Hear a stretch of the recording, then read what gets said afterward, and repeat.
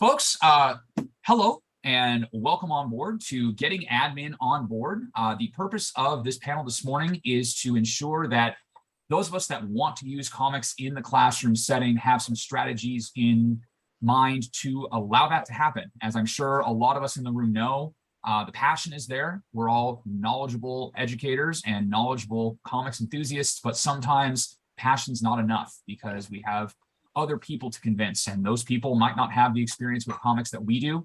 They might not know their power in the classroom the way that we do. So what do we do when we have the spirit, but something is preventing us from bringing these excellent pieces of literature into the classroom? That's what we're going to be talking about today.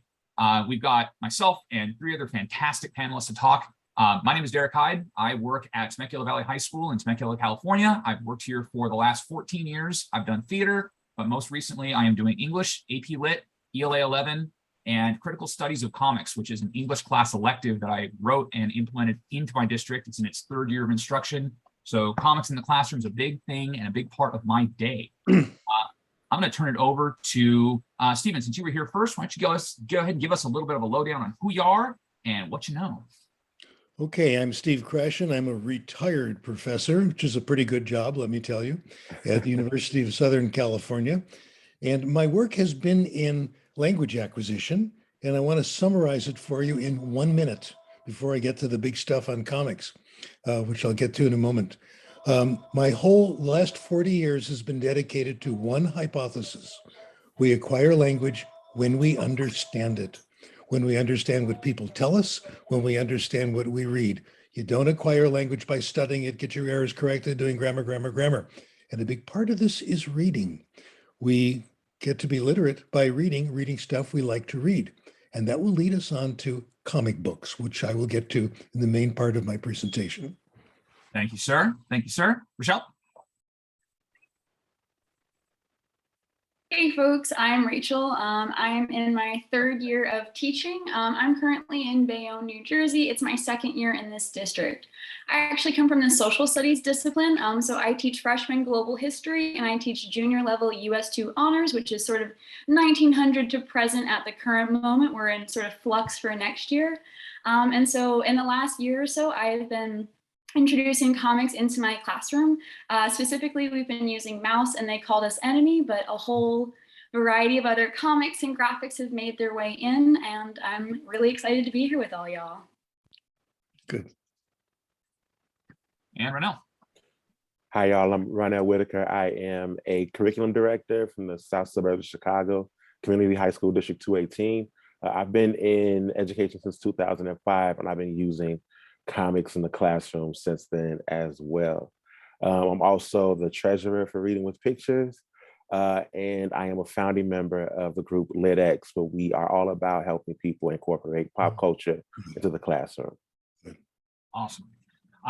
We have a wealth of different experiences to share with you all today, and taking a look at our participants list. I'm happy to see so many folks here. If you have questions as we move through our different perspectives, please drop them into the Q&A and we will handle as many of those as we can, either during our presentations or shortly afterward in what I hope will be an informative Q&A session. But I'm going to go ahead and kick us off with the slide deck that you see in front of you. Big thanks to our sponsor, Pixton, for helping us out both here in the panel and with the larger Comics in the Classroom conference today. My experience with getting comics into the classroom, as I said, started about a decade ago when I first got interested in bringing Batman Year One into my ELA 10 classes. The question was how to do that with a school district that was not yet receptive to the idea. I was in a very traditional, I say traditional, but I think maybe the more appropriate phrase might be old-fashioned school district with some folks in positions to kind of kibosh the new and the interesting ideas of bringing comics in. So I had to approach it not from a perspective of comics are engaging, comics are neat, but comics are necessary to the English curriculum. And the question was how to make it seem necessary to folks that were convinced that more conventional text-only literature was the necessity.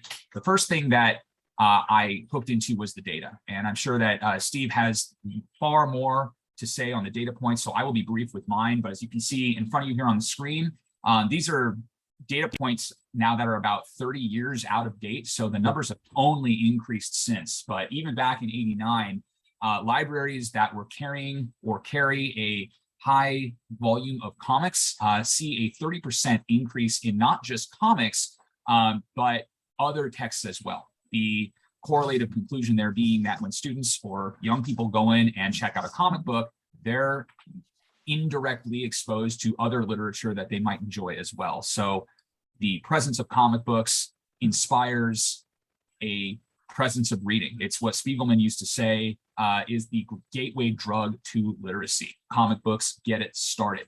And that point alone, I found was effective to get the foot in the door, so to speak, with my district, presenting comics as a means to engage later readership. But I didn't want it to be the end all be all, because if we stop with comics as a gateway drug to literacy, it might give those same skeptics the impression that comics are only that. And the last thing we want to do is shortchange the art form. Comics shouldn't be seen as a stepping stone to real literature or to actual books. It should be a contemporary of that literature. It is literature. So if you find that you're in a position of resistance or that you are facing resistance, recognizing that there is data to suggest a relationship between comic book readers and later deeper readers is a great place to start, but please don't let it be the only place that you go. What I found was effective beyond that point, let's see if I can progress my slide here in a artful fashion. Boom, I can. Was learning to know how my system worked at the school. And that meant recognizing the stakeholders and recognizing what they saw as necessary to education. And I started in education when we were getting geared up for the Common Core switchover. So we had the state standards, and we were very adherent to those. And then we had the Common Core swoop in. Thankfully, in English language arts, a lot of those standards look very, very similar. And that was an eye-opener for me, because I realized that if I wanted to discuss comics as inherent and necessary to literature, then the standards were the way to do that. So that's the approach that I took. So learning the way that your educational community works, learning the way that your administrators look at education, what they value in education, what your school district and your school board values in education is not just a foot in the door, that's the door blown wide open. It means decentralizing the concept of comics, even for a moment, to understand what underpins the way that your curriculum and your district's ION curriculum goes together. So knowing that my district was huge on the idea of standards, that's how I approached it. So I started to pull out standards from the new Common Core standards to show that comics were necessary if we were looking at standards-based instruction. Right. At the time, I was teaching ELA 9. And this beautiful standard from the ELA 9-10 strand asks us to analyze the representation of a subject in two different artistic mediums, which means if we are going to be adherent to standards-based instruction, we can't just look at text. We have to look at the visual. So I was happy to come across Fred Fordham's graphic novel adaptation of To Kill a Mockingbird. And one of the first implementations I was able to put to comics in my classroom was to compare the court case verdict scene in To Kill a Mockingbird, the text-only text, with the graphic novel, and to talk about the way that those different depictions change or help us to reconceptualize the significance of that moment. In particular, the graphic novel focuses a lot more on Tom Robinson's reaction than the text does. The text is still predominantly focused on Scout and Jem at the time. That was a great conversation, and it was something that I could point to in the standards as being necessary and significant, made possible by the presence of comics in my room. Bueno. So from there, the question becomes, what other standards do you have in your subject area that make the presence of comics in your classroom a necessity? Not something that you want to do, but something that your students require in order for them to be fully understood and fully, well, educated by the standards. These are just a few that I've pulled out from the English language arts content standards. The two at the bottom in particular that I've highlighted in yellow are the ones that I have used to most success to identify the necessity of different media beyond just the text in my classroom. And that's that 910.7 at the bottom, talking about the representation of subject across modalities, is the well, it's the death knell to a class that is focused only on text, because it requires the visual, it requires something beyond. This is something that I put together for the implementation of Batman Year One. Every time I bring in a comic, my first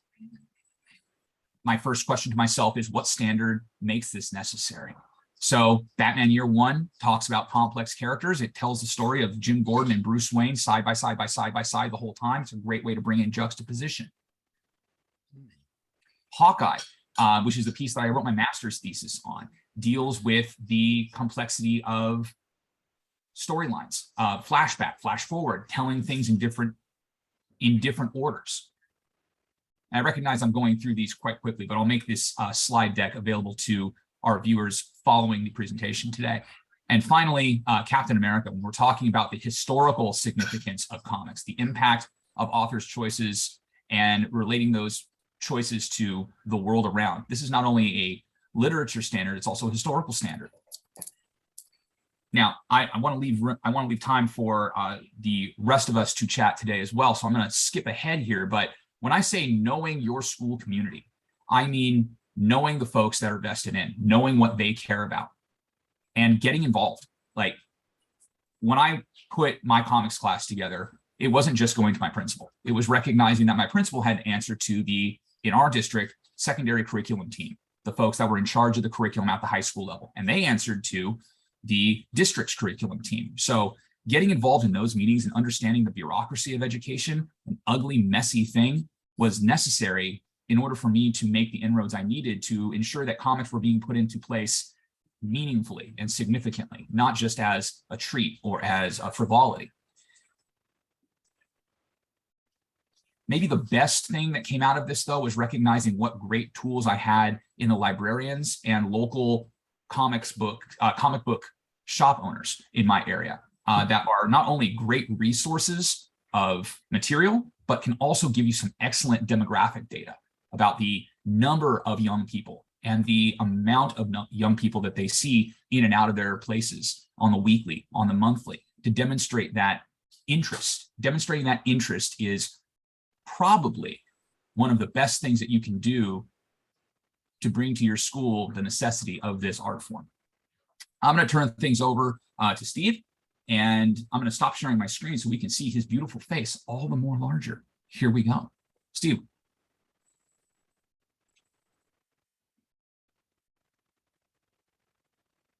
Okay. Where are we going now? To you, my friend. To me. Oh, c'est moi. Okay, I'm ready. I'd like to pick up where I left off. I told you a little bit about the first 35 years of my academic career, that we acquire language by input. And that means we learn to read by reading, and we get lots of stuff from reading. This is lots of great stuff. We get reading, we get spelling, vocabulary, grammar, our writing style, all comes from reading. And a lot of it comes from reading fiction. In fact, fiction is more potent for this stuff than anything else. Well, there's more than that. People, and this is the last few years, people who read more, and this means self-selected popular fiction, know more. They know more about everything. They know more about history, geography, science, etc. And we know that popular literature is the best path to it. And the recent studies say it's more potent than study. It doesn't, your high school grades are not the best predictor of how much you know. It's how well you know popular literature. So this leads right on. Also, people who read more understand others a lot better. and it's fiction. In fact, Noam Chomsky commented on this. He said, we're going to find eventually that we're going to learn more about human nature from novels than from scientific studies. How this happens was very well explained by Terry Gross, the host of Fresh Air radio show. When you're reading fiction, you're learning about empathy. You're learning to be somebody else, learning to see the world through their eyes. Well, this is the big breakthrough. How does this work with comics? Well, I'm going to agree with Derek. I'm going to be talking about, yes, comics is a conduit to literature, but also in of itself, it is literature. So let me do the first part.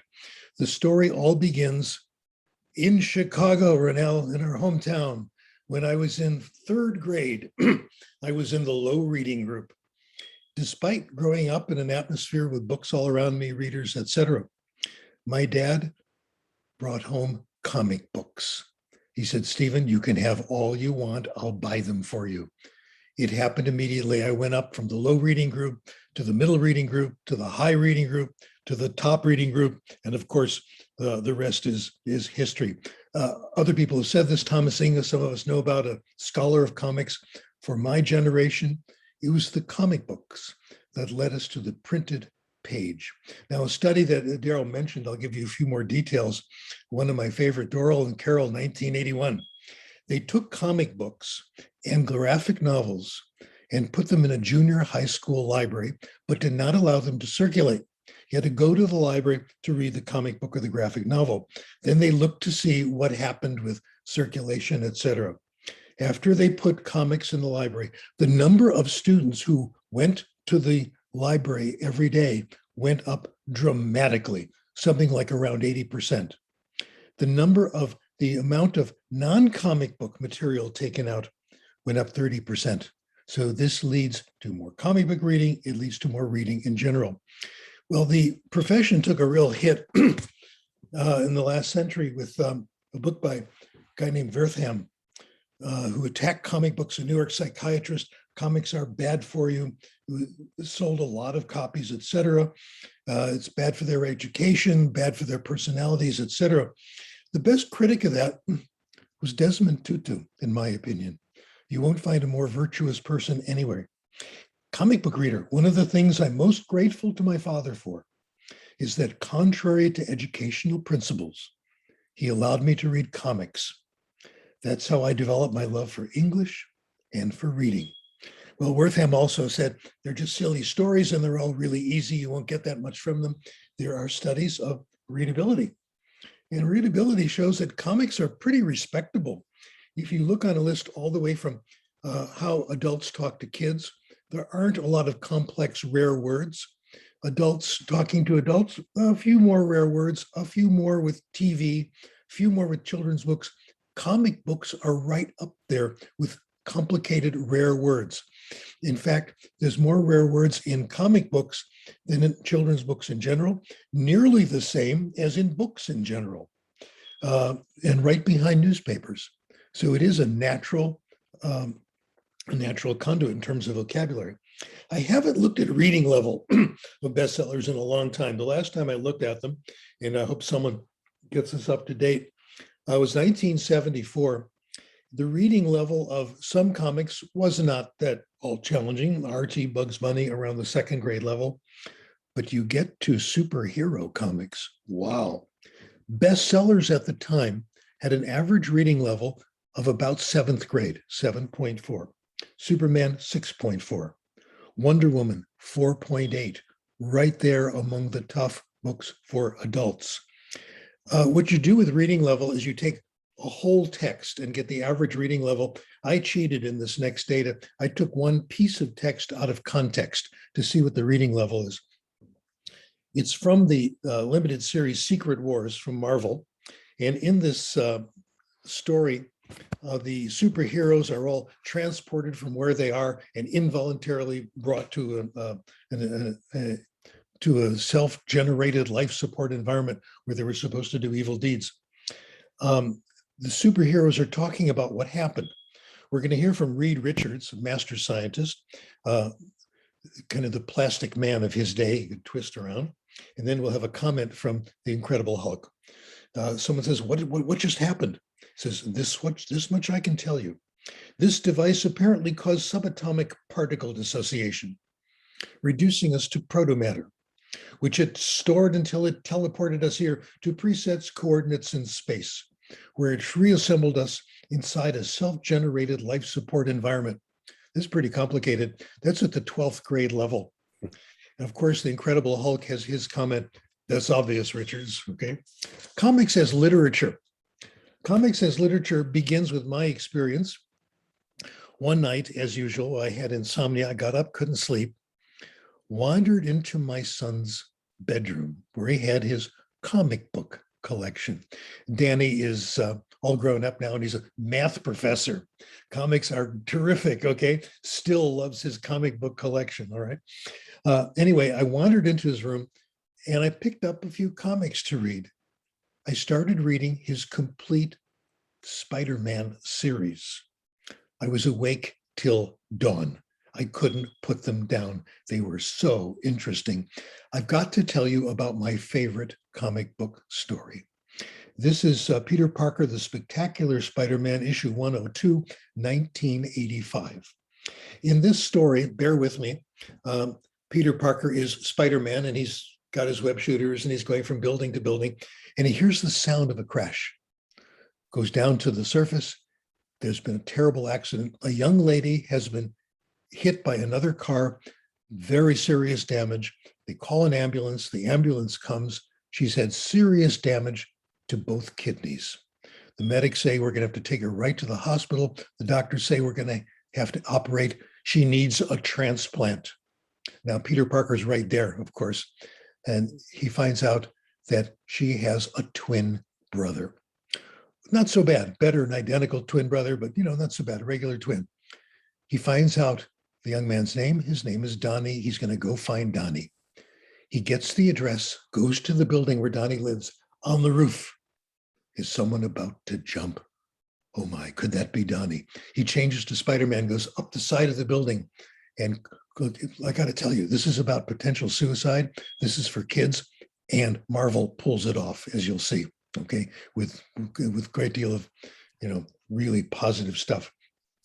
There's Donnie about to jump. Spider-Man climbs on the roof and says, Donnie, don't jump. Donnie looks back, sees Spider-Man, says, I'm going to jump and you can't stop me. I've got problems I just can't face. Besides, he says, you're a superhero. You don't have problems. And Spider-Man says, I think the best lines ever in literature. You think life is easy behind this mask? You think because I'm a superhero, I don't have problems. And he thinks of his problems, his guilt over his uncle's death, his problems with his job. The newspaper he works for is always attacking Spider-Man. There's not much he can do about it. Always breaking up with his girlfriend, all these things. And he says, he starts saying, Donnie says, life is problems. It's problems for all of us, all the time, every day, nonstop. And we grow by facing our problems, not by running away. And he says, besides, if you jump, you're killing your sister as well. Donnie comes down, okay, for my sister, comes down off the roof. The operation's a success. Off to the hospital, Peter Parker visits the brother and sister. As he's leaving the hospital, he's thinking, this one turned out okay, but Donnie's still depressed. And there's not much I can do about that. You can't solve everybody's problems. This is the kind of stuff that we see in today's comic books. It is real literature. By the way, I like to spend a little more time bragging about myself. I won the highest award in comic book, the whole comic book world. I had lunch with Stan Lee, the inventor of Spider-Man. Can you imagine? I was at a talk at USC. The USC Comic Book Club invited Stan Lee to come talk to them. Can you imagine? And I couldn't help it. I raised my hand and I said, when is Peter Parker going to go to graduate school? He's an expert in chemistry, physics. Wouldn't this be a great example? And Stan Lee, I called him Stan. Can you imagine that? Okay. So I ran into him several times. He says, come talk to me afterwards. We talked about it. We met, he invited me to lunch, he paid. Can you imagine that? We talked about comic books. I made him all kinds of information of what it would be like for Peter Parker to go to graduate school, what's it like to be a graduate assistant, all this stuff. 3 weeks later in the LA Times, in the Sunday section in color, Peter Parker goes to see a professor about becoming a grad student, and the professor looks like me. Can you imagine? This is my moment of fame, all right? So when we talked, he asked me this question: who do you think is my favorite superhero? I don't know. The Silver Surfer. What a choice. The Silver Surfer is the most ethically tortured person in the Marvel universe. He is forced to do bad deeds. Otherwise, they're going to go after his father, his family, kill his uncle, kill his mother, all this stuff. This is the problem we all face in life at a reduced scale. Having to do things we're not proud of, that we don't quite agree with, because we have to get through the day. We have to make a living. Most of us, except college professors, have this privileged class, have this problem, no question. So this is truly literature. This is what comics are about. I want to conclude with a quote from Jim Shooter, former editor of Marvel Comic Book Company. Here it is. He says, on a November day, I found myself standing in front of Miss Grossier's first grade class, trying to think of a really good word. She had us playing this game in which child had to offer a word to the class. For every classmate who couldn't spell your word, you got a point. Provided you could spell the word, then you got the coveted gold star. Bouillabaisse, I said finally. You don't even know what that is, Miss Grossier scolded. It's fish soup. Can't spell it, can too. Come here, write it, she demanded. I wrote it, she looked it up, and admitted that it was indeed correct.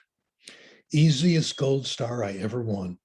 And right here, right now, I'd like to thank, albeit somewhat belatedly, whoever wrote the Donald Duck comic book, in which I found the word bouillabaisse.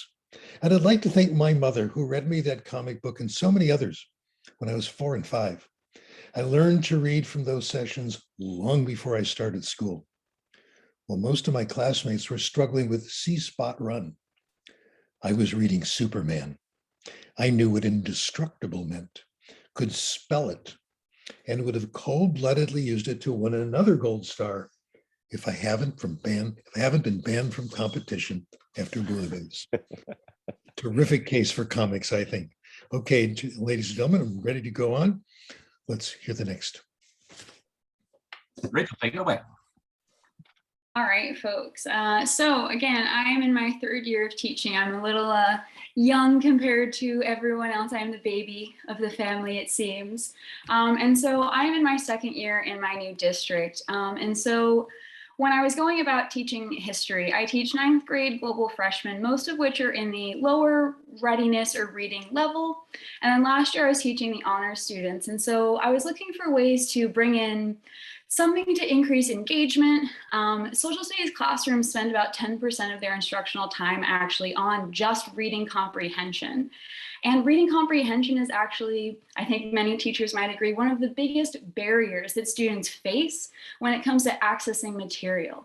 So in a social studies classroom, most students hate history because they have trouble reading.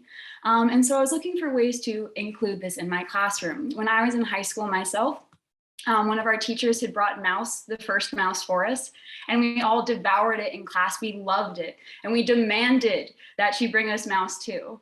I realize now, as a teacher, that the fact that she all of a sudden procured a class set of Mouse 2 was some sort of superhuman feat, and we read it. So when it was my time to teach, I'm teaching World War II, I've got all of this stuff, I was looking for comics. But the problem was, first year in the district, I don't necessarily have access to budgets.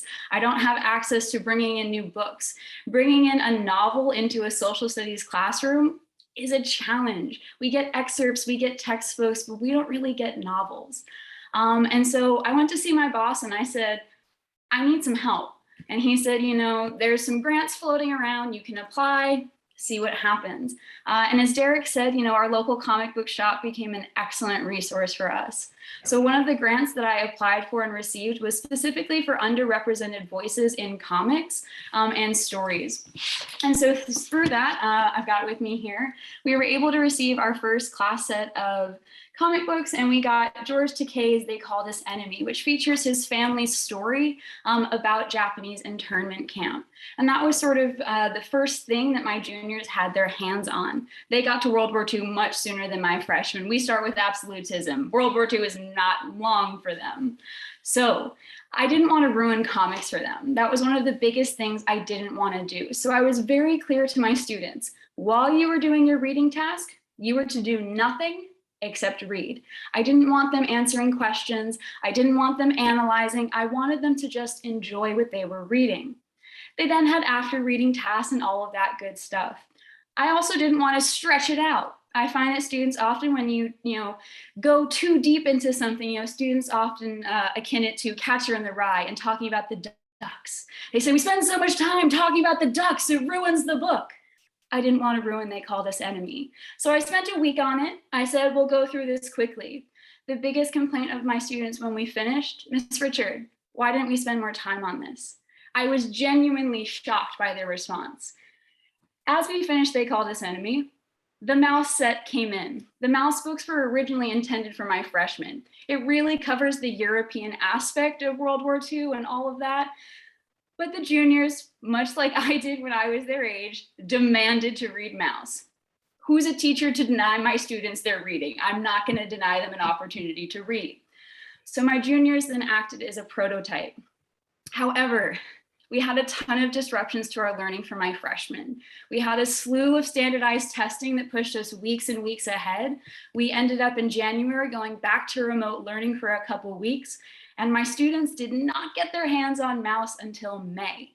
They not so patiently had waited for it. Now, here's the kicker.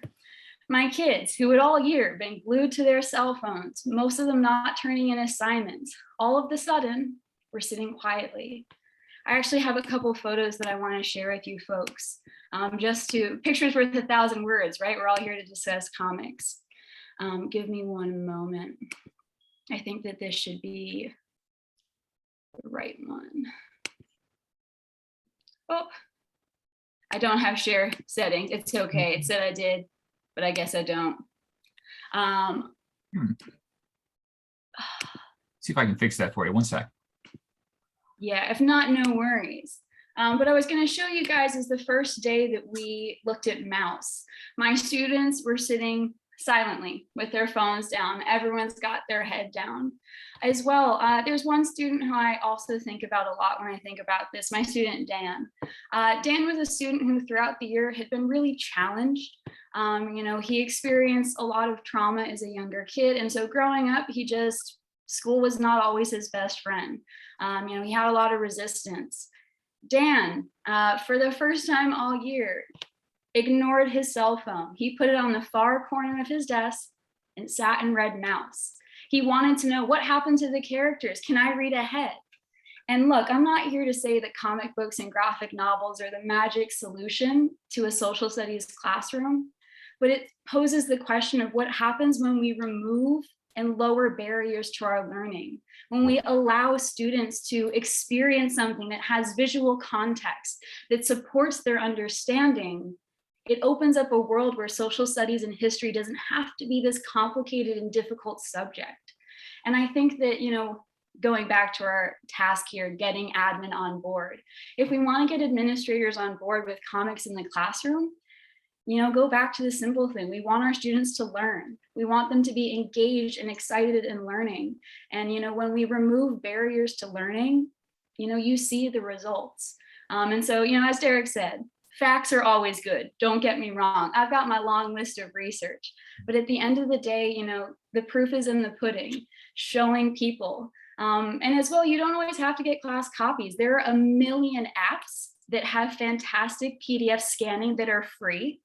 And I use that as well for books throughout the year. There's a fantastic graphic novel, really a comic book, it's much shorter, about code breakers. And it's about Indigenous peoples during World War I who helped, create this code that was unbreakable and really turn the tide. I just made PDF copies and sent them out to my kids. So there's options, especially as a young teacher, lots of people look at you and say, oh, comic books in a social studies classroom. And, I think at the end of the day, You just got to keep your head up and say it's about the kids. It's about creating ways and avenues for them to love learning again, especially in a post-pandemic world. And that's sort of my piece. Awesome. All right, boss man, bring it home.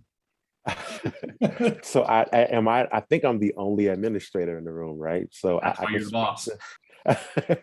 I can speak to a couple of things, but first, can I just give a shout out to Steve? I had never really heard comics being read like aloud like that. And I was like, for a visual medium, that was amazing. So I just wanted to like give a shout out to that. Like anybody who's in this room right now who's talked about like maybe how there might be, or, you know, a barrier, even if it's the visual part. I mean, the way that Steve was able to kind of tap into our theater of the mind, I think speaks even more volumes to, you know, the ways that you can use comics in your classroom as well. I'll start a bit about like, you know, just where I started with comics and my journey, and then my transition into an administrator, and kind of talk about, you know, that side of things too. So I started in CPS, Chicago Public Schools. You know, I like to tell people, you know, the way that my school didn't have a lot of access to resources. I famously had 42 kids in my class, but I only had 36 desks. You know, I only had 28 textbooks. So most of my money was spent on making copies of things from textbooks, things like that. So at one point, you know, I had this bright idea. I wanted to teach kids how to write with coherence and unity. And, you know, I couldn't figure out like, you know, what I wanted to do. So I was going to say, okay, well, I guess we could do like sentence diagramming or somewhere, pick apart a paragraph. But then I thought, well, why not use something that's already naturally segmented up into, you know, parts? And that was a comic strip. So I went and dug up the Boondocks, Aaron McGruder's Boondocks. I took 5 pages of that, cut that into strips, and then I separated all the panels out, put them into separate envelopes. And I had the kids, they had 2 things they had to do. They had to figure out which parts went in which strip, and then which of those strips made up a whole week of an entire story. And I told them, like, if they put the strips together, that was the coherent part, like to tell that coherent thing. And then we put all 5 of the strips together in their correct order. That was the unity. And what happened was I had kids who had to exercise a ton of different skills, right? Because I was a writing / grammar skill they had to figure out. They also had to do a little bit of inferencing to say, oh, I think these images go together. And it was really because my class got really loud that day. But it was because kids were, you know, losing their minds or going crazy. It was because they were arguing about, no, man, this makes more sense together this way. So I could tell people like, yeah, I got kids fighting about grammar right now in my classroom. Like, well, what do you got going on? And then after a while, what happened was I started to see, okay, this was a really good way to engage kids because it was very accessible, like easily accessible. Kids could take a look at something and understand it almost immediately. That speed thing that, you know, really I think was a selling point for me. So then I wanted to try something that, you know, I didn't think I'd be able to because I had freshmen. And I wanted to read, you know, one of my favorite books with them from when I was a kid, and that was Kafka's Metamorphosis.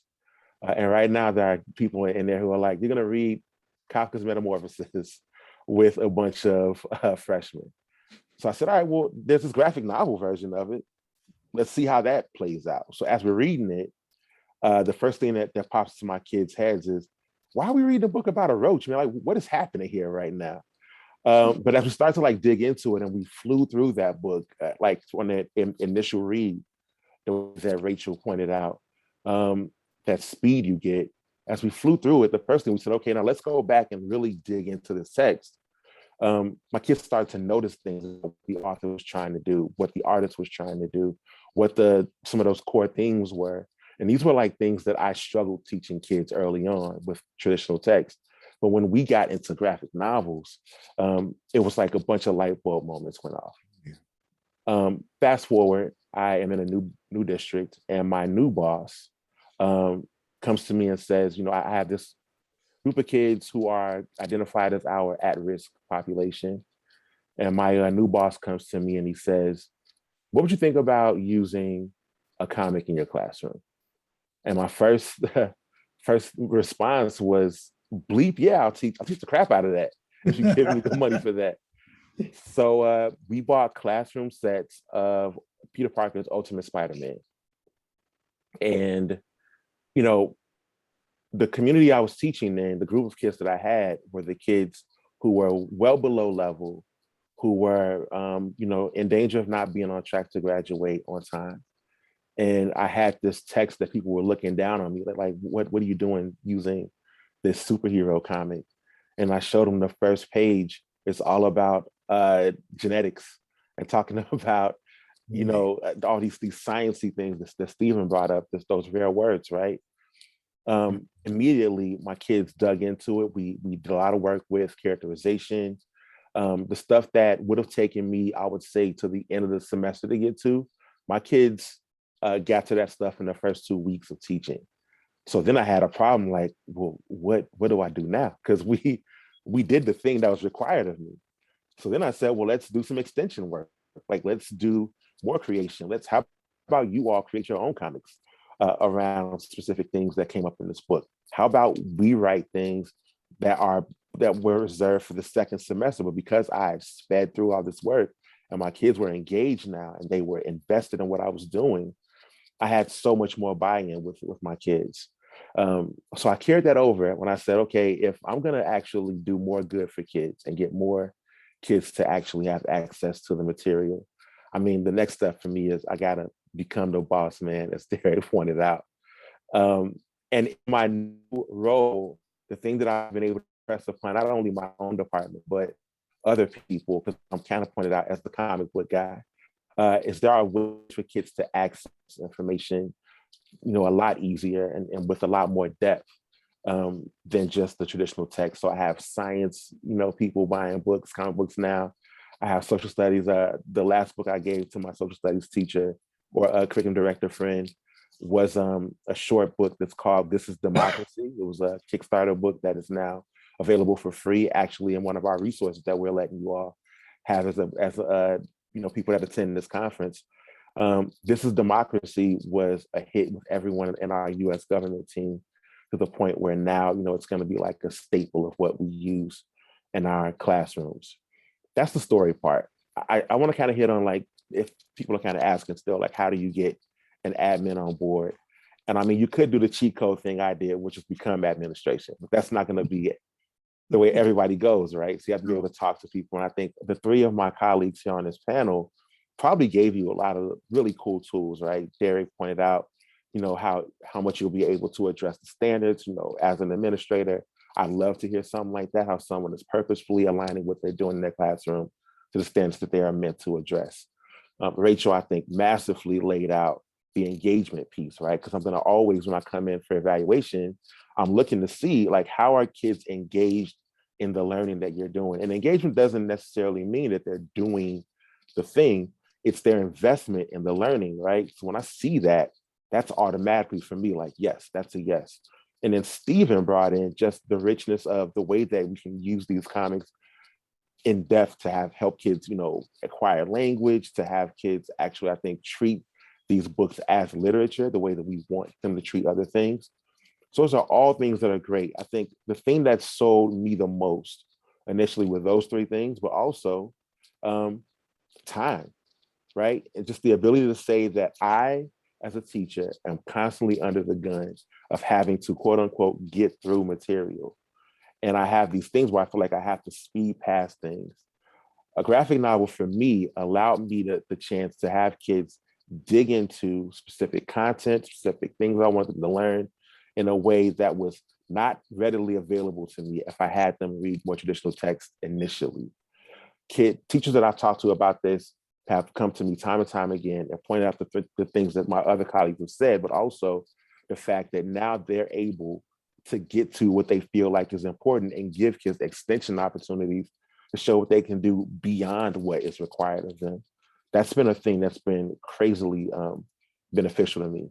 The other part, the language that we speak as administrators, of course, too, is data, right? So all of my colleagues here on this panel brought up data. There's a few things you kind of want to throw out as well. If you just kind of sneak in some of those comics things into your classrooms, and then you test kids on their ability to do the same skills that you would have had them do with other texts, and you show that my kids are just as capable, if not more, That is an easy data point to throw in anybody's face, right? Another one we got a little bit earlier, if anyone saw the keynote from Dana Simpson, is the prevalence of comics as a literary form right now. One of the slides that Dana shared was that 68% of the books that are sold today are basically graphic novels. That is massive, right? There's no longer the argument that traditional texts are the preferred medium for reading now, because you can point to and say that these 27 people that are on that list are responsible for 68% of the texts that are being sold. That is amazing. And especially when you think about the kids that actually are the main drivers of that number, we are, I think, foolish if we don't capitalize on the fact that we have kids who are built-in readers who want to come to our classes and they want to engage. And we are telling them that the way that they love to engage in text and reading is not real. So if anything, you take away from this, it's the idea that you have all these different ways to make the argument. But I think the one way you can kind of point out to the administrator is, what are we doing right now that is better than what our kids are coming to us prepared to already do? And why are we not taking advantage of that? Bravo. And I think that's the end of the boss man spiel. I mean, that's why we end with the boss man, because the boss man wraps it up in a beautiful fashion. I want to thank all of our panelists today. Thank you so much for providing your very unique insights. I love the span of experience that we have here from all levels of education. We've got multiple fields. I do want to, with the last few minutes that we have here, we are technically at time. So if you were looking to hop over to another panel, now would be probably the time to do that. But we also have a Q&A session set up here. We've got a couple of minutes. If there are specific obstacles or questions that you are faced with in your school setting, if you want to drop them into the Q&A box, I've got my eye on it. And we would love to communicate directly to you, because that's what we've heard is the need from the past experiences with this subject matters, that sometimes we're all passionate, but man, when you get into a room with someone that's maybe less so, it can be rather difficult to make the case. So if you've got questions, go ahead and drop them in. Otherwise, thank you so much for being here. And here's to hoping we see more comics in more classrooms as the time moves forward. So I'm looking at that Q&A box now. I'm looking at my lovely panelists. Hello, lovely panelists.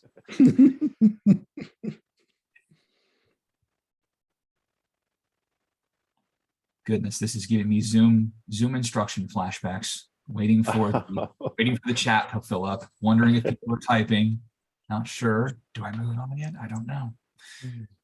I think we solved it, y'all. I think that's it. We got it. We were just too good. What's it? World peace? I mean, that's the next one. That's the next 4 of us all the time. Oh, well, see a hand. Oh, is there a hand? I think that I do. I see it. Let me head over there. Thank you for pointing that out. Allow to talk. Patrick, you are on.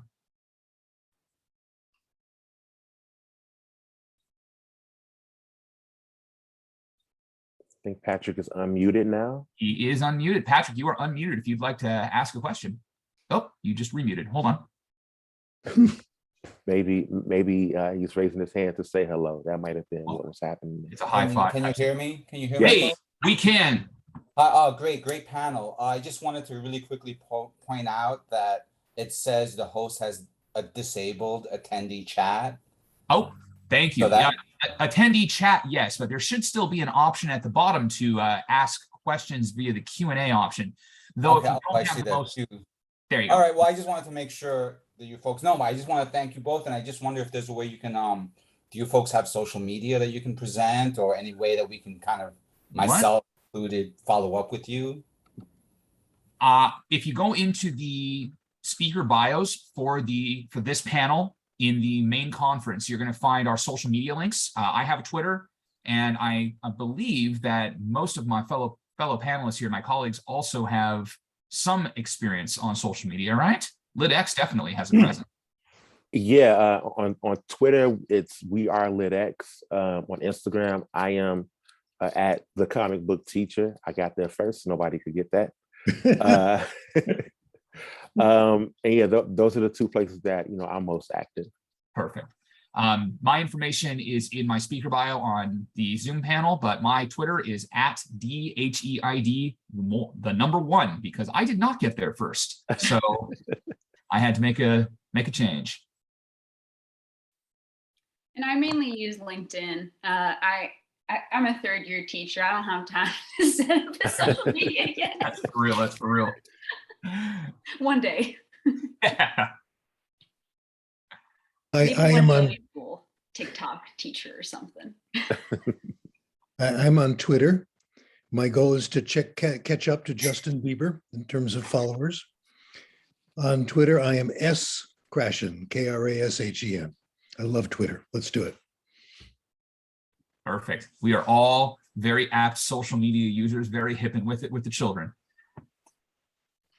So